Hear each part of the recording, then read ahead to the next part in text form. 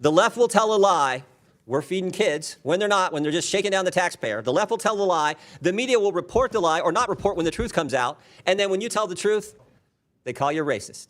It's as old as time. We see it all the time. This is so wrong. God bless you. What started as a routine congressional hearing turned into a jaw-dropping exposé of one of the largest fraud scandals tied to federal pandemic aid, and even seasoned lawmakers sounded stunned by what they heard. Mr. Hudson, who is Salim Saeed and Amy Bach? I recognize those names as defendants in the Feeding Our Future trial. They ran Feeding Our Future, is that right? That's correct. And they've been indicted? That's correct. They've been convicted? That's correct. And they're in jail waiting sentences, is that right? As I understand it. Okay, I want to go back, because earlier with Mr. Gill, you said that they overlooked the fraud. I think it's worse than that. I think they helped it along. I'm going to go to this meeting that took place, or actually I want to go to March 30th, 2021. Is it true back in March of 2021, the Minnesota Department of Education suspended payments to Feeding Our Future, that program? Is that right? I believe that's correct. And then a month later, they resumed payments. That's correct. What caused them to change their mind? In my opinion, what caused them to change their mind was pushback from their constituency within the Somali community who accused the state agencies of being racist. But what caused them to stop it in the first place? Was it whistleblowers coming forward? Was it like this something's not right here? What happened? Apologize for the misunderstanding. The reason they stopped the funds in the first place is because they had credible allegations that there was fraud taking place. From whistleblowers and others. Correct. And just they're doing their job looking, this doesn't make sense. We got all these programs, no one's getting fed, and yet money's going out the door like crazy. So they suspended it. And then they started to back up, right? Was there any threat of a lawsuit from the Somali community and folks affiliated with Feeding Our Future? Mr. Jordan, there was more than a threat. They actually did it. They did? And what was the alleged claim in that lawsuit? That they were victims of racial discrimination. Oh, they played the race card, huh? All this fraud going on, money going out, and they played the race card. Now, it was when I talked about not just overlooking it, there was a meeting that took place between the Attorney General and affiliates of Feeding Our Future. Is that right? That is correct. And what happened at that meeting? Do we know? Yeah, we do, because we have it on tape. There was an audio recording made at that meeting that was entered into evidence in the Feeding Our Future trial, and it was later revealed through work from Center of the American Experiment, the full recording. And my observations of what took place in that meeting was that Attorney General Keith Ellison was focused on one thing and one thing only, and that was keeping these folks in business. There were no questions that he asked of these folks about how the kids are doing, the operation, how they're getting fed, who's being helped. Instead, the focus was entirely on ensuring that the money continues to flow. And I'll add that he went so far as to say that he was going to fight these people in reference to the state agencies. The state agencies are his client.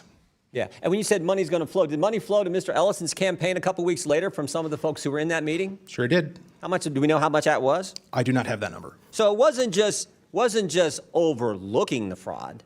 They were actively trying to make sure this program continued, and then they benefited from that politically with contributions to their campaign, all in this same year, all in 2021, when this was all coming to a head. Is that accurate? That is my understanding.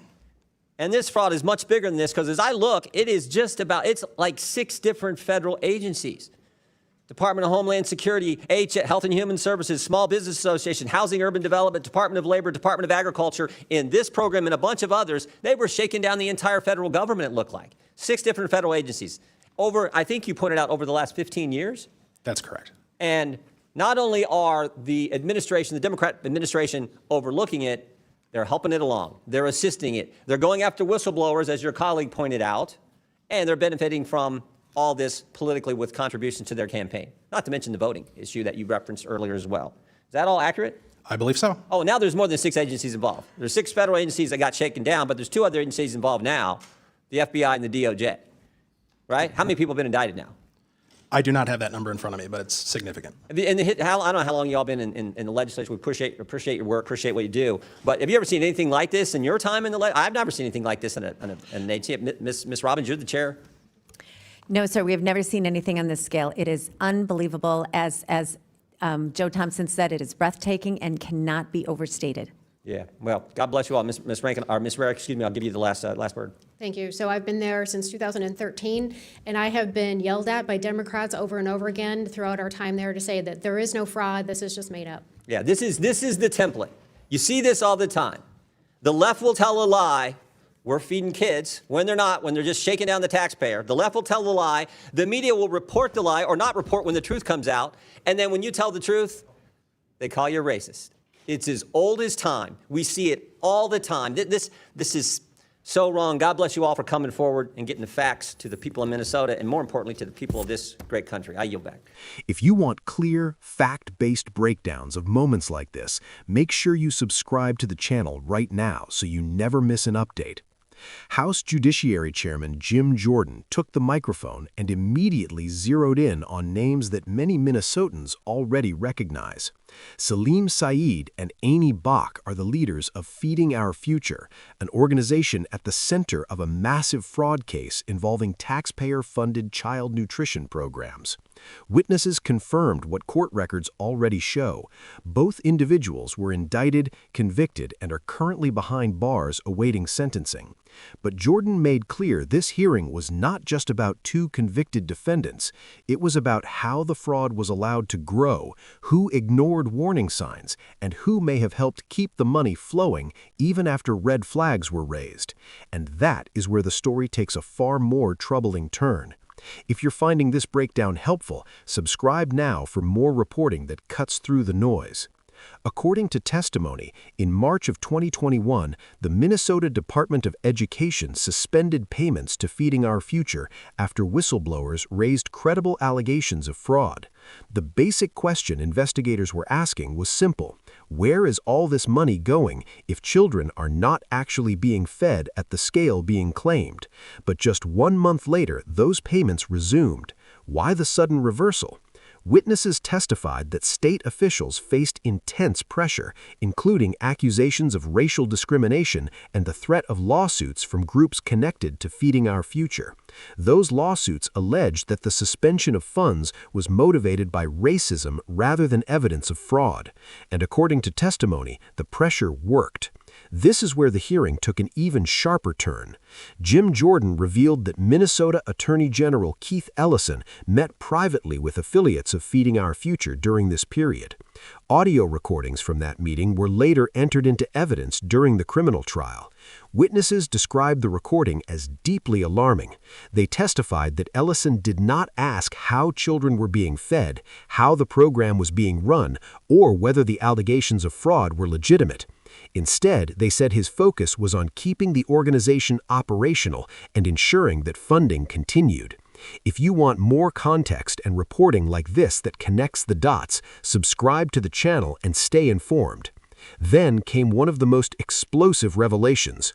Witnesses confirmed that campaign contributions flowed to Attorney General Ellison shortly after that meeting from individuals connected to Feeding Our Future. While the exact dollar amount was not cited during the hearing, the timing raised serious ethical questions that lawmakers say demand further investigation. And this was not a small or isolated scheme. According to testimony, the fraud spanned multiple federal agencies over more than a decade, including the Department of Agriculture, Homeland Security, Health and Human Services, Housing and Urban Development, the Small Business Administration, and the Department of Labor. Billions in taxpayer dollars were potentially affected. Witnesses described it as a coordinated effort that shook down the federal government on a scale they had never seen before. Lawmakers also heard testimony that whistleblowers were targeted rather than protected, while officials allegedly dismissed concerns and continued approving payments. Several witnesses, including long-serving legislative staffers, said they had never encountered fraud of this magnitude in their careers. Jordan closed his questioning with a broader warning. He argued that this case followed a familiar pattern. Fraud is denied, critics are dismissed, the media stays quiet, and when the truth finally emerges, those who raised concerns are accused of bigotry rather than proven wrong. As federal investigators at the FBI and Department of Justice continue pursuing indictments connected to this case, lawmakers say this hearing may be only the beginning. The question now is not just who committed the fraud, but who enabled it, who benefited from it, and whether accountability will extend beyond the already convicted defendants. If you want continued coverage, deeper explanations, and clear reporting on hearings like this, make sure to subscribe to the channel and turn on notifications. These are your tax dollars, and these are the questions Congress is finally being forced to answer.